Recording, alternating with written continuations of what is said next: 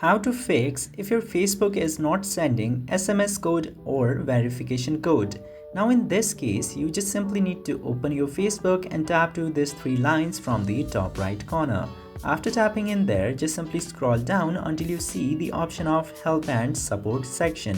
Just simply expand Help and Support and you need to tap to this Meta AI Support Assistant.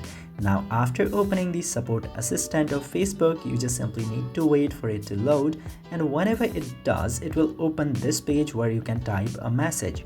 Now you just simply need to type that the problem that you are facing, which is not getting verification code or SMS code. Just simply type I'm not getting verification code, fix that or something like that. You can write it and this AI will give you possible solutions to fix your issue. Just simply wait for it to respond and then it will give you all of the possible options to fix your issue. You need to apply all of those options which might fix your issue, and after following all of these, your problem will be solved. I hope this video was informative to you. If yes, don't forget to hit that subscribe button.